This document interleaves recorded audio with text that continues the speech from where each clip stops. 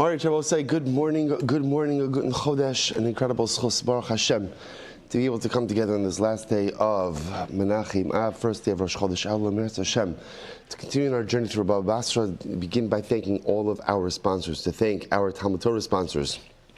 Last day for the month of Menachem Av, the Tilson and Wall families from Eretz Yisrael, sending their love from Eretz Yisrael and inviting us in Meretz Hashem to come and join them.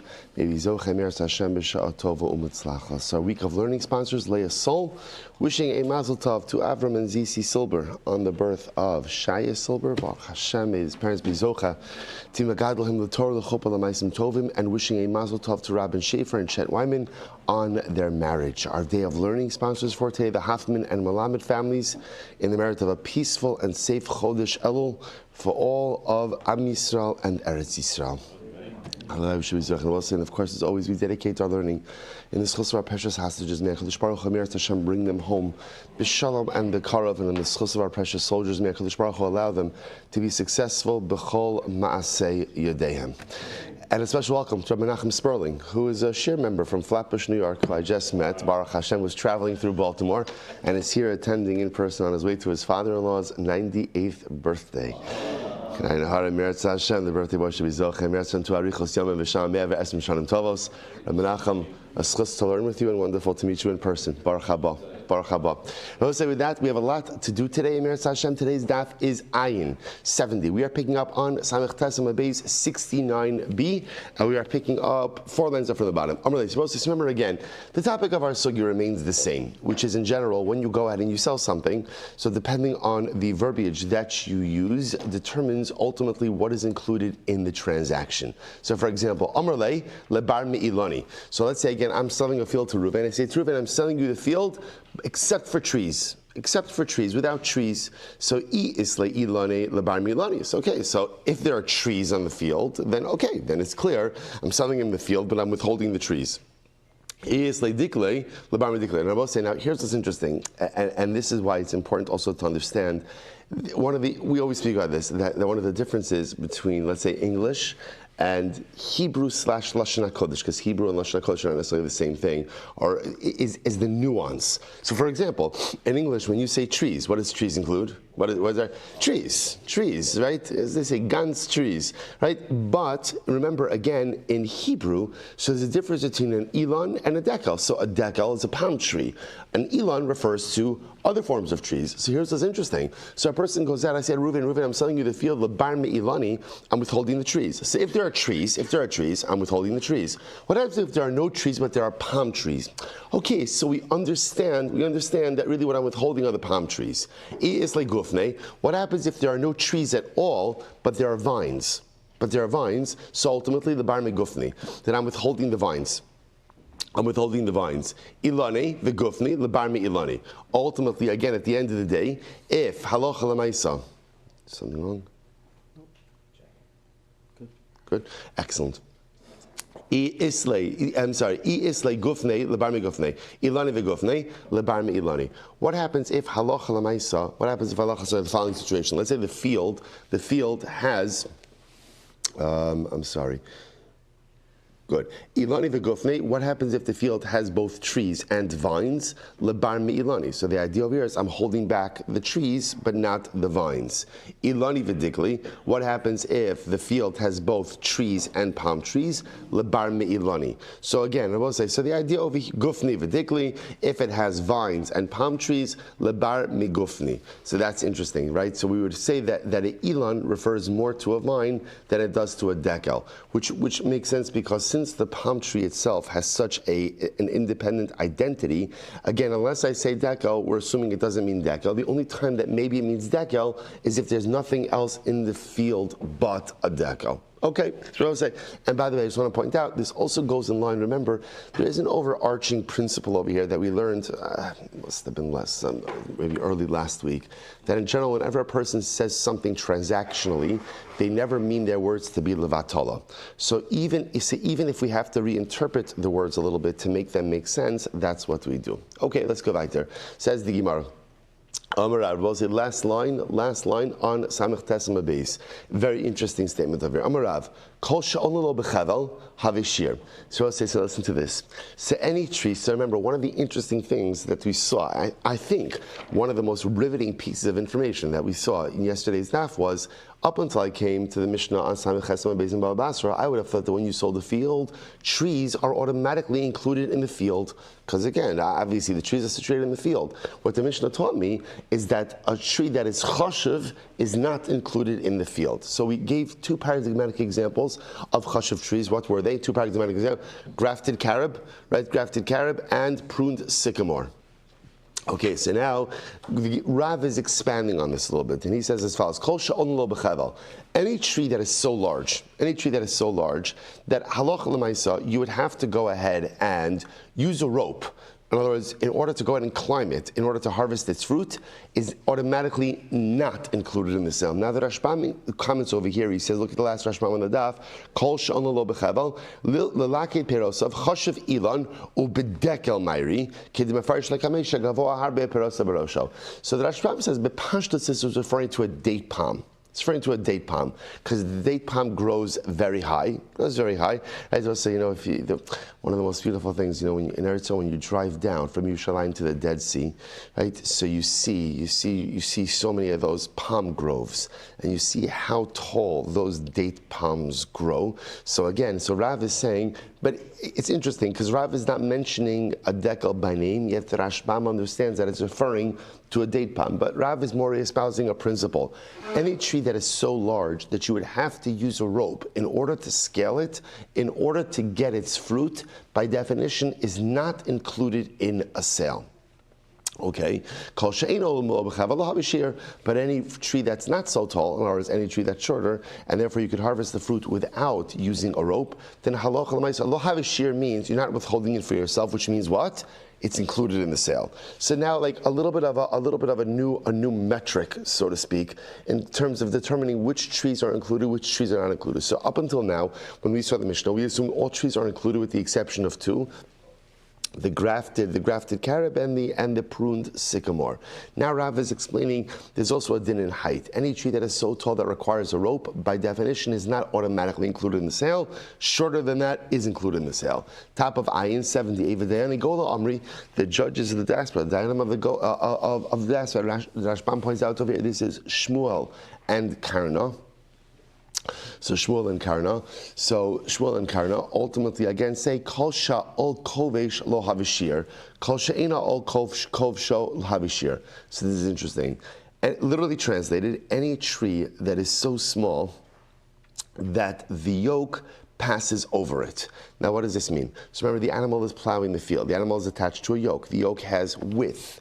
So depending on the type of the tree, either the yoke could go straight, and the tree is like small, right, and flexible, so that the yoke just passes right over it, versus a tree that is firm and stiff, that the yoke would have to go around it. So therefore, again, the Yana Gola say any tree kol sha'ol kovsha, which literally means the yoke can capture it, which means that the yoke could simply go over it. Rashbam says over here, charshin hayu bebakar savev hailano simha ol kofif es hailan va'over asher ledarko ve'ina ilan ma'akiv ashar lo chashiv umiyum einalos kidolim besanda. Right. So as I say, the idea over here is if the tree is so small, so flexible, that the yoke could literally just pass over it and the tree will just bend. So lo havishir. Lo havishir means such a tree is included in the sale. Which makes sense. The idea is if it's that small and that flexible, that the yoke that the oxen doesn't even have to maneuver around it, but essentially you could just go over it, right? Over it, then l'maisa that's not significant and therefore included in the sale. And the Gemara says, Kol she'ein ha'ol kovsho havishir, but any tree that is so significant that the yoke can't pass over it. Rather, what ends up happening? The yoke has to go around it. That is not included in the sale. That is more substantive. So we'll say, so now the Gemara looks at this as a machlokes, right? We have Rav versus Shmuel. So Rav telling me again the metric for which trees are included, not included, depends on on how tall the tree is. Do you need a rope to get up there? In which case it's not included. Or don't you need a rope? In which case it is included. Shmuel, does the yoke go over it or does the yoke go around this? So we look at this as a contradiction, to which the Gemara ultimately answers, V'lo pligi. There's not a contradiction here. They're actually talking about different trees. Ha b'dikli, ha b'ilani. One is talking about a date palm, and this is why the Rashbam said what he said. So Rav is referring to a date palm, right? The date palm grows very tall. So if the date palm is so tall that you require a rope to get up there, then it's not included in the sale. But if it's short enough that you don't need a rope to get up there, then it is included in the sale. Versus Shmuel, who's referring to stama tree, ilanos, right? Regular fruit trees. So Lamais, again, if it's so small or so flexible, bless you, that the yoke could just go ahead and go over it, then ultimately again it's included. But if the yoke would go around it, it's not included. So not a contradiction, talking about two different things. Okay, incredible. Okay,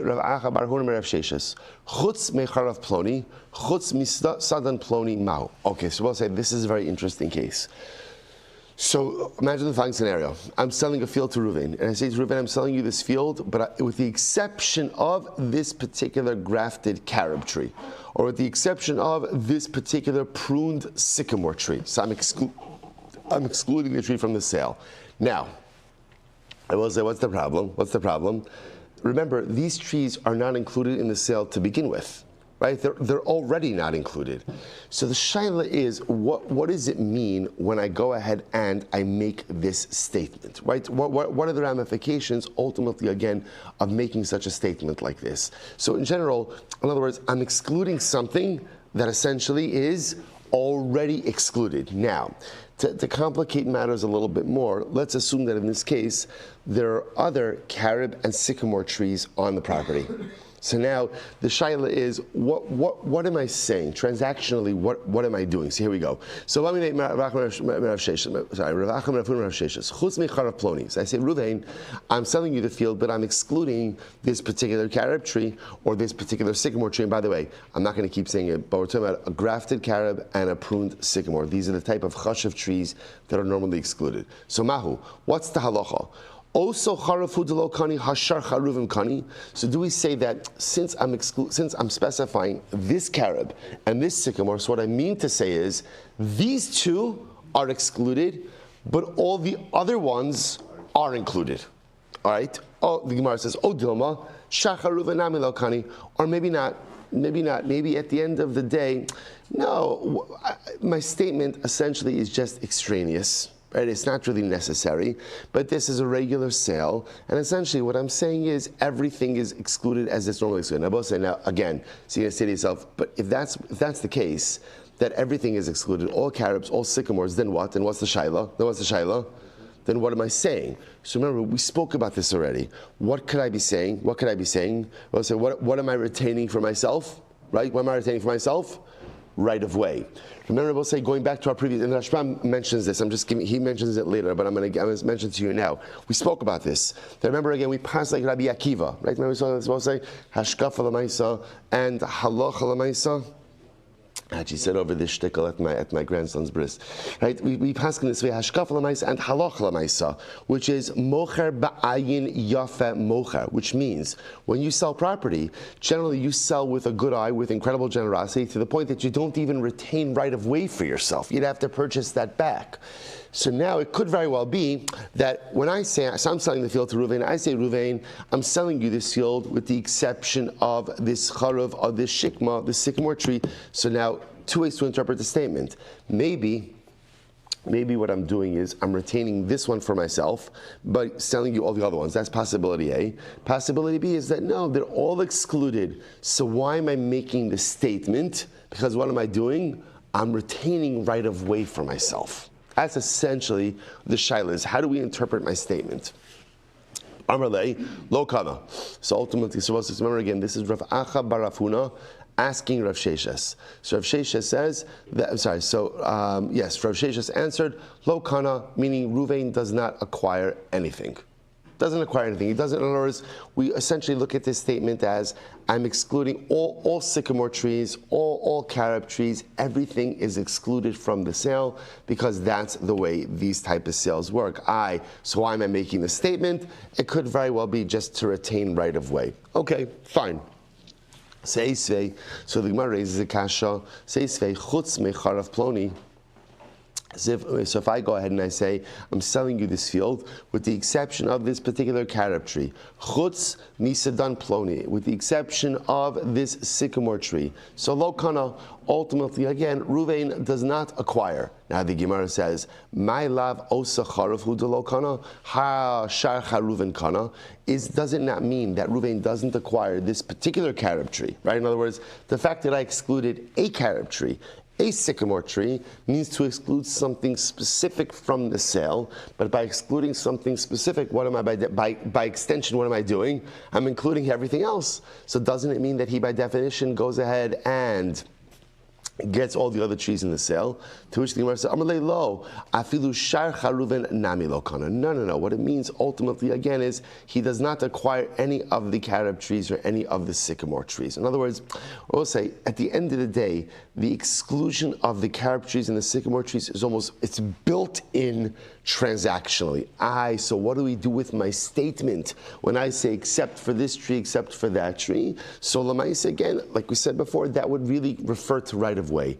Really what I'm retaining for myself is right of way for these particular trees. Teida di'ilu amrlei.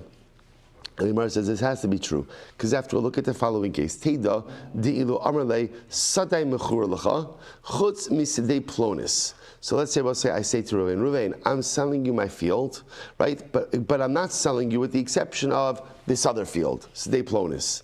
So the Gemara says, Hahi hu de lo kani, ha'achranaisa kani. Would we say that Ruvain doesn't acquire that excluded field, but acquires all the other fields? Of course not.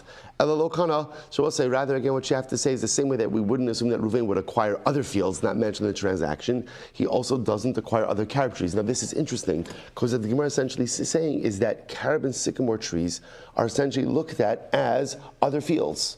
As other fields, they are by definition inherently excluded items. Hachan nami lo kana. So too, they are not included. So this is really quite interesting. So what we see is the concept of the grafted carob trees, the pruned sycamore trees, are so chashuv that by definition they are always excluded, unless of course what?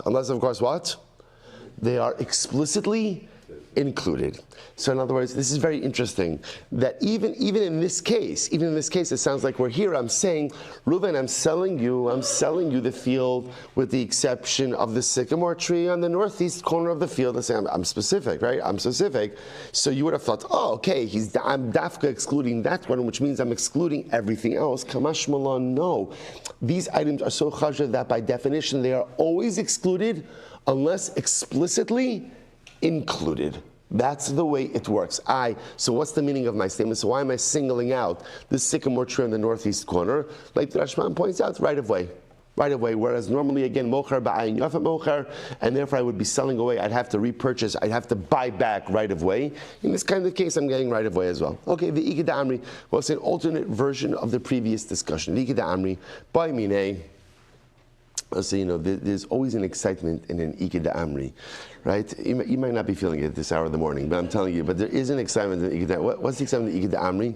Excitement in ikeda amri is the Gemara saying, by the way, there's another way to see things. One of the most exciting things in life is when you open your mind and you open your heart to other points of view. You may not accept them, right? And you may come to reject them. And you may feel that at the end of the day that they are false. But Lamaisa, there is something incredibly liberating when you don't get stuck in your own head and you don't get stuck in your own ideas and you're willing to see things through a different lens. Again, you may not accept it and you may come to vehemently reject it, but there is just a liberating experience in the ikeda. So it's almost like the Gemara says, by the way, so we have this whole thing worked out. It's beautiful, right? It's great. We could stop here. We could call it a day right now and we feel accomplished. The Gemara says, by the way, ikeda amri.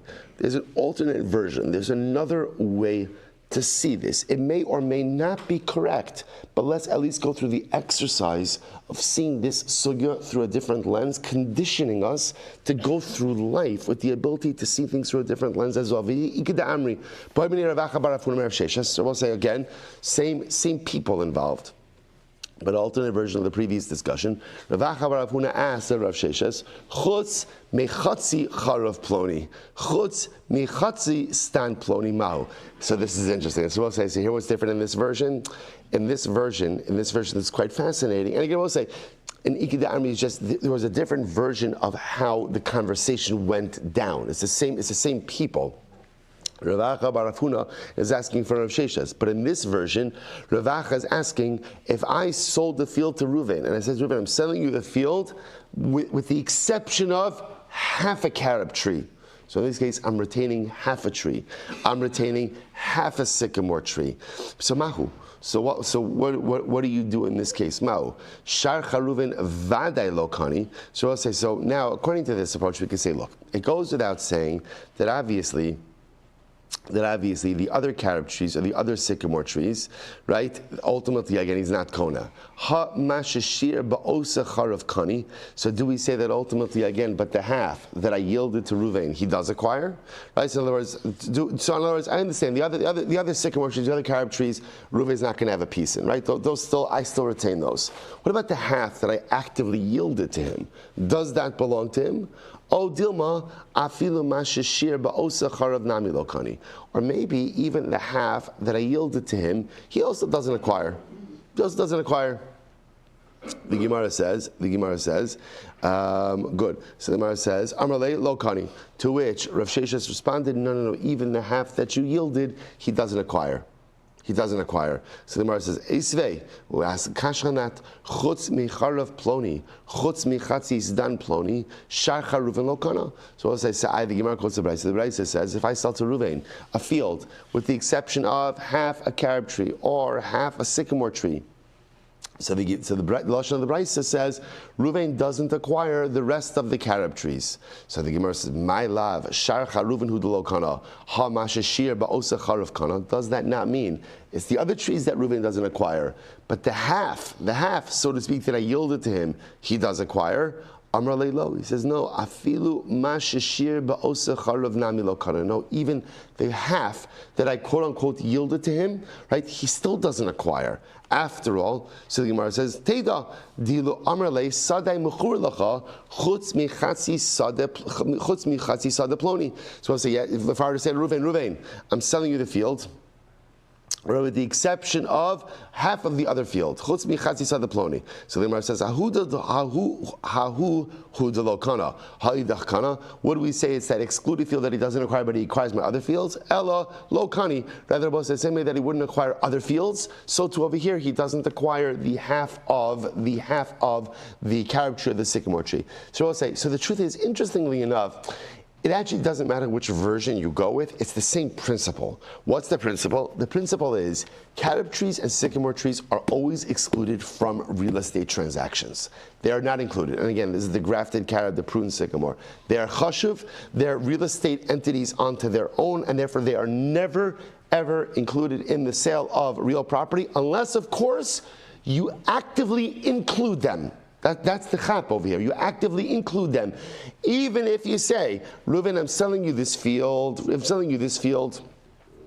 right, with the exclusion of this sycamore tree, which again intuitively sounds like if I'm excluding this one, I'm including all the other ones. That's not how we interpret it. We interpret it as the exclusion means, again, I'm holding back for myself right of way, but everything is actually excluded. So we'll say, so that's the bottom line, halacha l'maisa, which again just shows you, but it's also fascinating.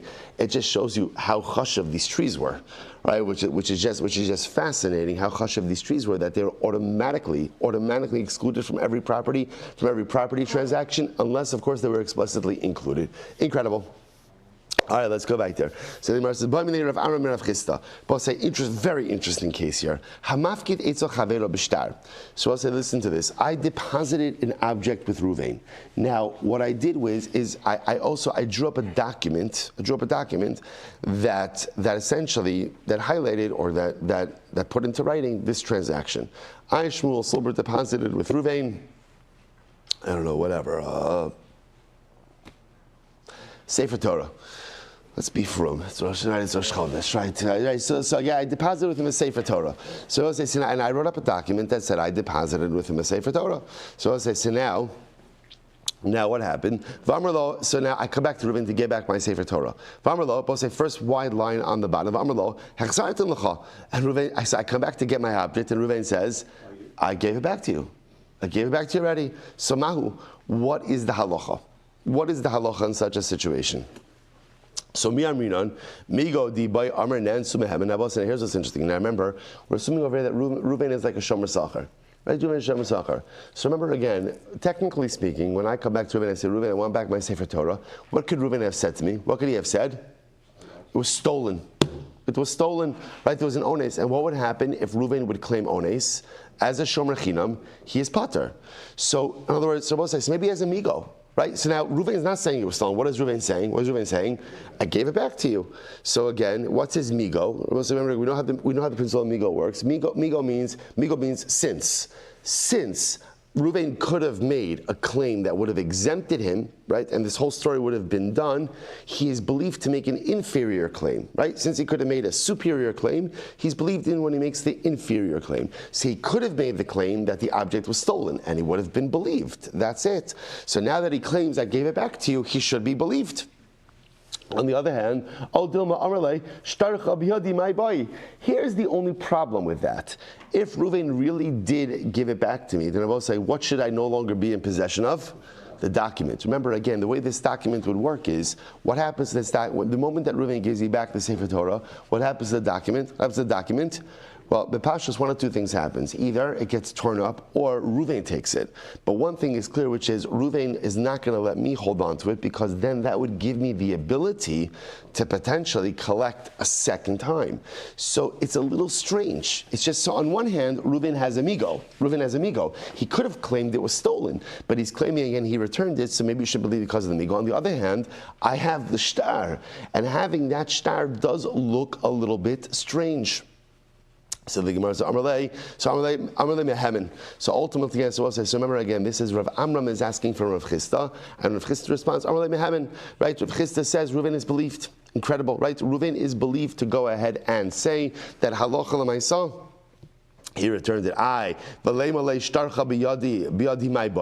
what about the fact that I can claim Reuven? So if you really did if you really did return it to me, why do I still have the shtar? So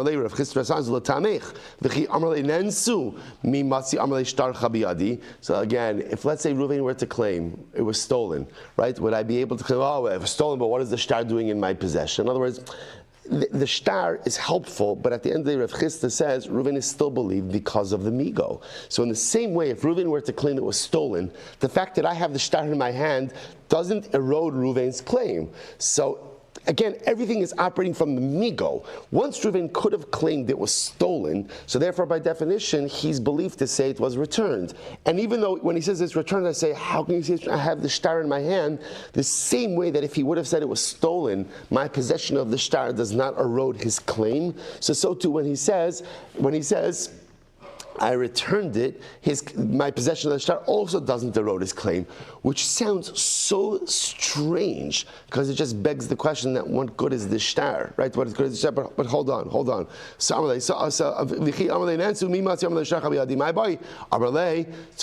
to which Rav Amram said, but 1 second, Amar Bezer will say, sof, ki Amalei nansu lav shvua boi.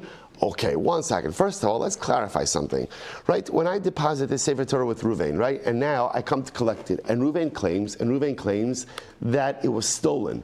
So remember again, we know this from our Bava Metzia days. So it's not just the pshat that Reuven says, I'm stolen, have a great life, Hatzlach, I'm sorry things didn't work out, right? Better luck next time, right? There's a shavua. In other words, if you're a shomer and you want to exempt yourself through a claim of gneva va'aveda or gneva, being ones, then ultimately again you have to swear. So the Gemara says, "Sof Kimberly Nansu Lav Shvabai Hachinami my Naman." So the Gemara says, Rav Chisda says, "Oh no, you're right. What do I mean in this case? So my Naman b'Shvua." So to be clear, Rav Chisda says, so just to kind of tie this together, here we go. So now according to Rav Chisda, I deposit a Sefer Torah with Ruvain. I decide, you know what? Just so there shouldn't be any misunderstandings. I write up a shtar. And in the shtar I write, I, Shmuel Silber, deposited a Sefer Torah with Ruvain for safekeeping. I signed it, right? Ruvain signs it, Eidim, whole thing over here. Basra, Rabbi Shmuel also points out, this Gemara is operating under the premise, which we spoke about, which is that when you lend something to someone with Eidim, repayment need not be done in the presence of Eidim. There's a lot of other information that's happening over here, but we'll stay focused on this. So now I come back to get back my Sefer Torah. Ruvain says, I gave it back to you. So Rav Chisda says, Ruvain is believed. Why is Ruvain believed? Essentially, there's a migo. There's a migo that Halach L'mai says, since he could have said it was stolen and he would have been believed, so too now that he says I return, it's believed. What about the shtar? What about the shtar? So the same way that the presence of the shtar would not have undermined his taina that it was stolen of ones, so too the presence of the shtar doesn't undermine his taina ultimately that it was returned. But to be clear, the claim by itself is not enough. The claim has to be bolstered by a shvua. So Ruvain has to swear. So there is a mechanism here. There is a mechanism here to make sure that Reuven is telling the truth, or at least to try to ascertain that Reuven is telling the truth. We make him take a shavua. When returning the object. Incredible. So the Gemara says, okay, this is very interesting. So lema b'plukta dahani dhanoi. So we'll say, so maybe this machlokes between Rav Chisda and the Tana Kama. So we'll say the Gemara is understanding over here that there's an inherent machlokes in this, right? What's the inherent machlokes? So when I come back and I want to claim my Sefer Torah, and Reuven says he went ahead and he returned it to me, so Rav Chisda says mehemen. The Rabbanan, on the other hand, seem to feel, no, shtarcha biyadi my boy. No, you're not believed. You're not believed because if you're claiming that it was returned, then we have a big problem because why do I have the document in my hands? Why do I have the document? So the Gemara says this machlokes seems to line up with a different machlokes. So we'll say, now listen to this. Shtarkis hayos al yisomim. So we'll say shtarkis. So we'll say this is very, very exciting. You thought it couldn't get any more exciting this morning? Well, you were wrong. It can. So we'll say, so remember again, we're coming now back to a very interesting sugya that we had in Bava Metzia about an iska. So take a quick look at the Rashbam. We're not going to do the whole thing, but let's just take a quick look at it. It's the last wide line of the Rashbam. Shtar kis hayotzi al yison. Watch this. Ruvain shnasal mos l'Shimon l'machzis schar. So Ruvain gave money to Shimon for machzis schar. So we'll say, remember again the way an iska works very, very, very quickly. The way iska works is Ruvain is the capital partner. So Ruvain wants to go into business with Shimon. Wants to go into business with Shimon. So now what happens? Reuven wants to furnish the capital and Shimon's going to do the work. So now we want to avoid any type of ribis situations. So essentially the way the transaction works is like this. We look at the capital essentially divided into two pieces. There's part of it that's a loan and there's part of it that's a pikadon. That's a deposit. Now the part that is the loan. So let's say now Reuven is the capital partner giving the money to Shimon. So the half of the pikadon, half of that's the pikadon. So Shimon is obligated to give back to Reuven. Whatever 50% of the investment capital is obligated to give back. That part of the investment capital also again is what Reuven, the capital partner, makes his money on. And since we're assuming they're dividing up profits and losses 50-50. So now we look at let's give numbers. So let's say Reuven gives Shimon $100,000. So again, we're going to simplify this just for the sake of this case. So $50,000 of it is looked at as a pikadon, which is Reuven is depositing with Shimon $50,000. That's Shimon's money. Whatever profits accrue on that money is accruing on Reuven's money, right? Because it's a pikadon, it's a deposit, it's not a halva, it's not a loan. So therefore now Shimon is going to manage it, but whatever profits accrue on that 50% of the pikadon is never ribis, because it's not a loan, it's a pikadon, it's a deposit. It's a deposit. So therefore, when the transaction is over at some point in time, Shimon will return either the profits on the pikadon or the pikadon itself. The other 50% is a halva, is a loan. What happens with that 50%? So that halva is a loan that Reuven gives to Shimon. Shimon then does with that money whatever he wants. That's a halva. Whatever profits are generated on that money belong to Shimon, because the halva is at some point in time, the halva may be called, maybe not be called, but that's the way Iska works. So half of it is pikadon, half of it is halva, and again, back to our bubmits, and I know for some of you, our Ezu Neshach days is a trigger, right? But Lamaisa, but back to those days. So again, that's essentially how you could go ahead and have a capital partner and a managing partner, and at the end of the day, avoid any type of ribis issues. So now, watch this. So back to the Rashbam. So Reuven shenasan ma'os l'shimon l'machzis schar. So that's what it means. That's lashon machzis schar. So Reuven gave $100,000 to Shimon. 50,000 of it was a pikadon, and any monies generated on that would belong to Reuven. 50% of it was a halva alone, and any monies generated on that would belong to Shimon. So v'kasav lo shtar kama hifkilo umeis Shimon. Okay, Baruch Ta'anam, Shimon died. V'hotzi Reuven osa shtali yisomim l'dva mehem pikdono. So now what happens? We'll say. So now Reuven comes to the yisomim, right? Has the shtar. Now Reuven has the document. So Reuven obviously wants to extract his money from the yisomim. By yisomim tonin shema avinu hachzira lecha. So the yisomim say, listen, Reuven, we're not saying no, but maybe our father paid you back. Inami betainas baritanu vilo haya milva ba'alma shehilva Reuven l'Shimon umei Shimon koli amamodu dinishma. So we'll say, or they're saying, either they're making a possible claim or a definitive claim. Either Yisomim are saying, maybe our father paid you back, or maybe they're saying, we know that our father paid you back, or our father did pay you back. So we'll say, so let's go to the Gemara. So the Sanya, Shtarkis, he goes al Yisomim. So we'll say, so if Reuven comes, so now remember again, Shimon the borrower, managing partner died. Reuven comes with his document and he wants to extract his money from the Yisomim. So what's the halacha? So the Gemara says, Dayani Gola Omri Nishba V'Gova Kulo. So the Dayanim of the Gola, which are also we identified as Shmuel and Karna, they claim Reuven swears that he never got paid back from Shimon, and he collects the amount that is mentioned in the shtar. The Dayani Eretz Yisrael, Dayanim of Eretz Yisrael say no, Nishba V'Gova Mechza. Ultimately, again, he goes in, he swears, and he collects half. He collects 50%. So the Gemara says, now here's what's interesting.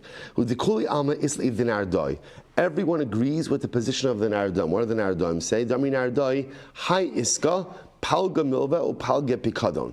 Everyone agrees, they both say that the way this works, I just mentioned, half of it is considered to be a loan, and half of it is considered to be a Pikadon. So my law of Bahakamif, so we are not arguing about the following idea. Demar Savar Matsi Amrali Shtar Chabiyadi My Boy. So the Dayane Gola say that Reuven could say to the Yisomim, hey guys, if your father paid me back, then why do I have the shtar? There's only one reason I have the shtar, which is why? Why? Because I haven't been paid back, and therefore the Dayani Eretz Yisrael say that Reuven has the ability to swear and collect the entire amount. Umar Savar Lo Amri. And the other opinion says, no, we don't say that. In other words, possession of the shtar does not automatically translate into a reality that you weren't paid back. The Gemara says, no, lo. The Chuli Amma Isl Rav Chisda. The Gemara actually suggests, no, everyone agrees with Rav Chisda. Remember again, what did Rav Chisda say? Rav Chisda said again, in our previous case, I go over to Reuven, right? I deposit a Sefer Torah with Reuven. I wrote up a shtar. I come back to get my Sefer Torah from Reuven. What does Reuven say? I'm so sorry it was stolen. What's the hal? And now what do I say to Reuven? I'm sorry.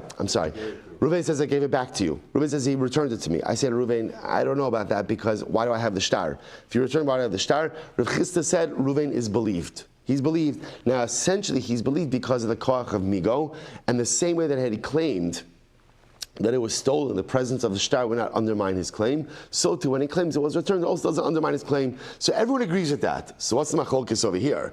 So most of the Dayanim Eretz Yisrael say like this: if the Yisomim were right, and the father actually and Shimon repaid Reuven, Shimon would have said that to his kids. Because this is a big transaction, and this would be a big debt to leave his children with. So had he really paid back Reuven, he would have said something to his children. Umar Savar is incredible. Emar Malach Hamaves Huda Ansei. Others say, no, Shimon meant to tell his kids, but what? Sometimes the Malach HaMavet steps in before you have a chance to say what you need to say, which I will say, by the way, just is such an overwhelming yesod. How important it is in our relationships to say the things that need to be said and not to wait. Tell your children you love them. Tell your parents you appreciate them. Tell your spouse how much you value them. Don't assume that people know how you feel. Say the things that need to be said and don't wait. And don't wait. Because you know how many people wait for the right time to say the things that need to be said. And what happens? The Gemara says, sometimes Malach HaMavet hu da'ansei. Sometimes the Malach HaMavet comes sooner than we think. And we leave this world without having had the opportunity to say the things that need to be said. Don't wait. Don't wait. The I love yous should be said often and plentifully. Right? The compliments, the words of encouragement, say it. Don't wait till you get around to it. Don't wait for the right moment. Say it. So the Gemara says maybe Shimon meant to tell his kids. Maybe Mendel tells his kids that I repaid this debt, but what happened? The Malach HaMavet came a little bit too early. Shalach Ravuna bar Avin. Hamafke itzach havero. So I'll say, so therefore, it sounds like, based on what we're saying over here, that kind of going back for just a second, that everyone does agree with Rav Chisda, right? And therefore, I'll say, which is very interesting, in this halva case, as much as, not halva, pikadon case, I've deposited the Sefer Torah with Ruvain. I've deposited, and I have the shtar for it, yet with all of that, halacha l'maisa, again, since he has the migo, and he's claiming I returned it, even though I have the shtar, he's believed, which is quite fascinating. So I will say, a corollary case, we'll just do one more line and then we'll stop. So the Gemara says, so similar, Rav Huna bar Avin sent the following case. If I deposit something with my friend with the shtar, which in other words, so I deposit a Sefer Torah with Ruvain, and I record this transaction in a document, and I come back to get my Sefer Torah, and Ruvain says, I gave it back to you. Naaman, the halacha is, ultimately, again, Ruvain is Naaman, ushtar kisi yotzei yisomim, nishba v'gova kulo. And yet I will say, with all of that, if you have a shtar kiss, that's our iska case we just saw, the Yosei Yisomim, so the Yisomim go ahead and swear. I'm sorry, Nishma v'nota, I swear, and I collect everything. So that's a contradiction. Those are two contradictory rulings. The Gemara says, Tarti, how does that make any sense? To which the Gemara says, Shaini hasam dim, isa de pari meima arin. No, the Yisomim case is different. Why? Because in such a big iska, had Shimon really paid back Ruvain, he would have said something to his kids. So we paskin like Rav Chisda, but in the Yisomim case, Rabosai, we allow Shimon the lender, or the capital partner, to swear that he never got paid back and to collect his money, given the fact that he's in possession of the shtar. Amrava, Hilchasa, Nishba Vagova Mechza. So Rava said the halacha is he swears, but he only collects half. Amar Zutra, Hilchasa Kedayane Gola. No, the halacha follows the name of the Gola. Amar Ravina Mar Zutra, Hamarava Nishba Vagova Mechza.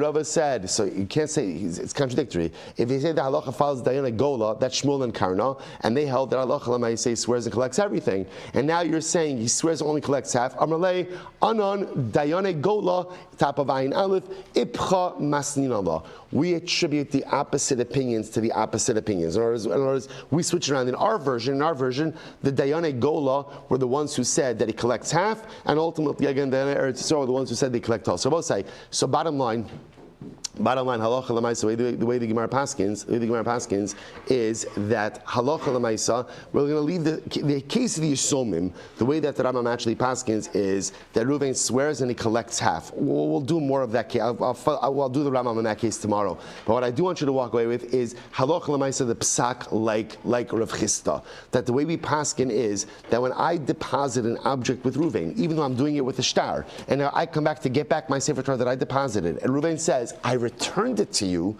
right? Even I can say, you returned it to me. So why do I have the shtar in my hand? Reuven is believed. Why is he believed? Migo. Because he could have claimed that halacha l'maisa again, it was stolen. Since he did not make that superior claim, he made the inferior claim. Ultimately, again, he's believed. What about the shtar? The same way had he claimed it was stolen, the shtar wouldn't have wrote his claim. So now the shtar doesn't wrote his claim. So I will say, shkoyach. All right, Chevron Zoom. Have a wonderful day. A good Chodesh.